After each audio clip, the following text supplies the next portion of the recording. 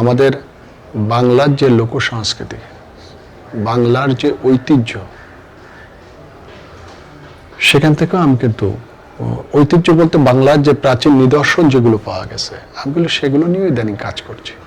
আসলে গ্রামেই জন্ম, গ্রামেই বেড়ে ওঠা, গ্রামের স্কুলে প্রাইমারি এবং মাধ্যমিক পর্যায়ে শিক্ষা গ্রহণ। আর তখন তো চারুকলাতে ভর্তির বিষয়ে এসএসসি পাশ করে আসতে হতো।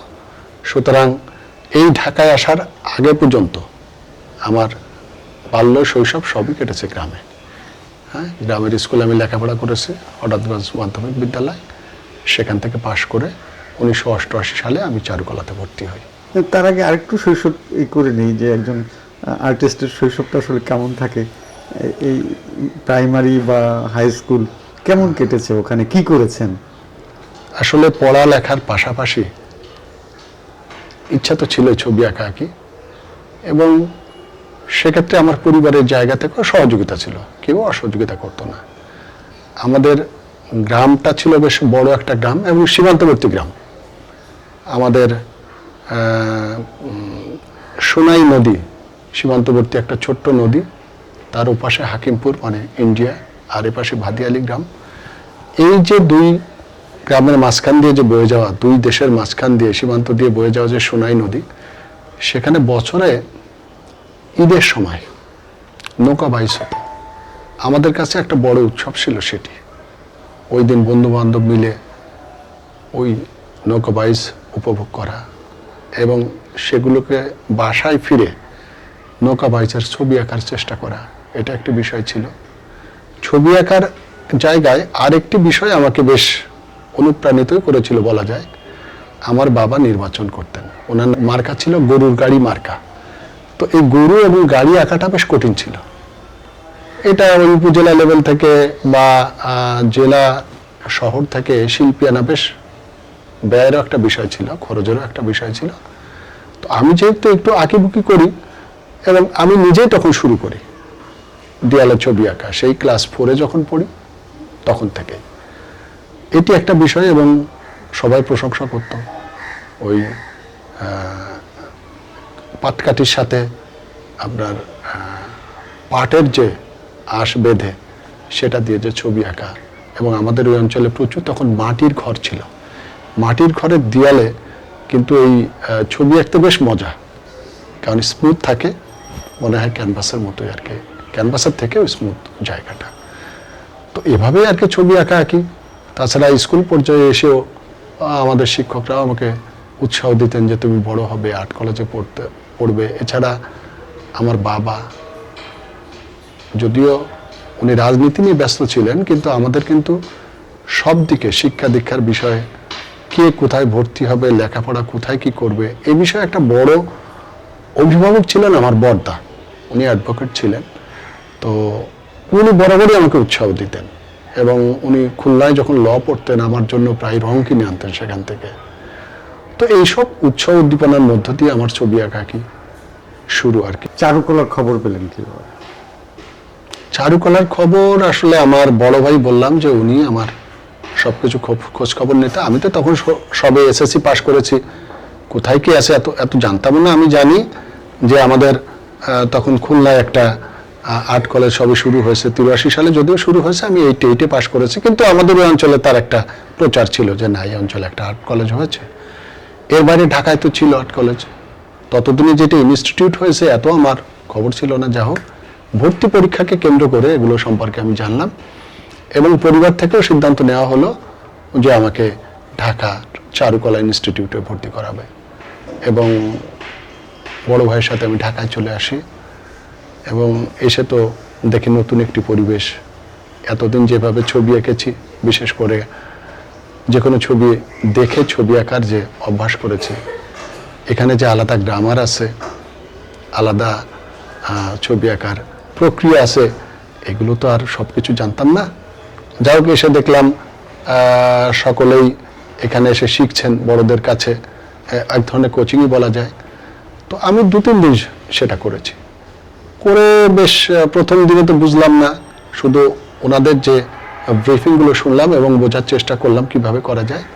যাই হোক, পরবর্তী যে 2-3 দিন করলাম, আমি উত্তরোত্তর উন্নতি করি এবং একটা পর্যায়ে আমার আত্মবিশ্বাস তৈরি হয় যে না, আমি এখানে ভর্তি হতে পারবো। তো ভর্তি পরীক্ষা দিলাম, যথারীতি উত্তীর্ণ হলাম এবং কি কি আঁকতে হয়েছিল তখন আমার মনে আছে পরীক্ষায় আমাদেরকে একটা বদনা আঁকতে দিছিল, হ্যাঁ, প্লাস্টিকের বদনা, নতুন। তো এটি আঁকি এবং এর সাথে একটা থিওরিটিক্যাল পরীক্ষা হয়, তো সেটাতেও মোটামুটি ভালো করি। সবাই কি বদনা দেখে হাসে নেই যে? না, আমার কাছে একটু অবাক লাগলো যে পেন্সিলে আঁকতে হবে শুধু লাইন দিয়ে। তো এখানে আরেকটু যোগ করি, আমার সাথে আরো একটা ছেলে আসছিল আমাদের কলারুয়া থেকে। তো ওদের একটা সাইনবোর্ডের দোকান ছিল। তো পরীক্ষা দিয়ে বেরিয়ে বললো, আরে কি এটা ভর্তি পরীক্ষা, আমি এত রঙের কাজ টাজ পারি, এখানে এসে পেন্সিল দিয়ে একটা বদনা আঁকতে দিল, এটা কিভাবে কি হলো। মানে ওর একটা মানে, তাই তো ও ভাবছিল আরো অনেক কিছু হয়তো আমাদের ভর্তি পরীক্ষায় আসবে। তো যা হোক, সেও চান্স পেয়েছিল, যে কোনো কারণে সে আর এই লেখাপড়াটা চালিয়ে যেতে পারে নাই। আমি শিক্ষক হিসেবে যোগদান করি 2010 সালের জুলাই মাসে। তো এই আর কি। এর আগে আমি 30 সালে যে নজরুল বিশ্ববিদ্যালয় আছে, জাতীয় কবি কাজী নজরুল ইসলাম বিশ্ববিদ্যালয়, সেখানে তখন নতুন চারুকলা বিভাগ খুলেছিল, সেখানে অ্যাসিস্ট্যান্ট প্রফেসর হিসেবে যোগদান করি। না, 30 সালে তো আমার আসলে যে চাকরিটা আর একটু পেছনে গিয়ে বলা লাগে যে আমি কিন্তু 2000 সালে জাতীয় জাদুঘরে ঢুকি। আমার চাকরি জীবন মূলত সেখান থেকে শুরু। এর আগে আমি পার্ট টাইম জব করতাম দৈনিক আজকের কাগজ পত্রিকায়, আর্টিস্ট এবং কার্টুনিস্ট হিসাবে। তো সেখান থেকে 2000 সালের ফেব্রুয়ারি মাসে আমি জাতীয় জাদুঘরে যোগদান করি এবং আমার পোস্টিং দেওয়া হয় শিল্পাচার্য জয়নুল আবেদিন সংগ্রহশালা, একটা ময়মনসিংহে। মনোরম পরিবেশ, ময়মনসিংহে ব্রহ্মপুত্র নদীর তীরে এই জাদুঘরটা। এখানে শুধু শিল্পাচার্য জয়নুল আবেদিনের শিল্পকর্ম দিয়ে জাদুঘরটা। তো এখানে আমি দীর্ঘদিন জব করি আর কি। তো একটা পর্যায়ে 2010 সালে 9-10-এর দিকে বিজ্ঞাপন হয়, 10-এর প্রথম দিকে মনে হয়, ঢাকা বিশ্ববিদ্যালয়ের বিজ্ঞাপন হয় শিক্ষক নিয়োগের, এবং একই সাথে ত্রিশাল জাতীয় কবি কাজী নজরুল ইসলাম বিশ্ববিদ্যালয়ে বিজ্ঞাপন হয়। সেখানে আমি প্রথমে ত্রিশাল নজরুল বিশ্ববিদ্যালয়ে আমি ইন্টারভিউ ফেস করি এবং ওখানে আমার চাকরি হয়ে যায় সহকারী অধ্যাপক পদে। তো ওখানে 4-5 মাস চাকরি করার পরে আবার ঢাকায় আমাদের ইন্টারভিউ কল করে এবং সেখানেও হয়ে যায়। তো যাই হোক, আমি ওটা বাদ দিয়ে আমি ঢাকায় চলে আসি। ঢাকায় আমি এখন আপনি কি আঁকছেন, মানে যা আঁকছেন এই নিয়ে? আচ্ছা, আমি একটু বলি, কারণ মাস্টার ডিগ্রি থেকে যে এক্সপেরিমেন্টাল আমাদের চর্চা শুরু হয়, সেই চর্চাটা আমি শুরু করেছি কিন্তু মানে প্রিমিটিভ যে আর্টগুলো আছে, বিশেষ করে প্রাগৈতিহাসিক মানুষের যে কেভস পেন্টিং, যেটা গুহাচিত্র আমরা বলি, সেখান দ্বারা আমি অনুপ্রাণিত ছিলাম প্রথম থেকে। এর সাথে সাথে আমাদের এই উপমহাদেশের যে ইতিহাস এবং ঐতিহ্য থেকে বিভিন্ন বিষয়াবলী নিয়ে আমি আমার মতো করে উপস্থাপন করে আসছি।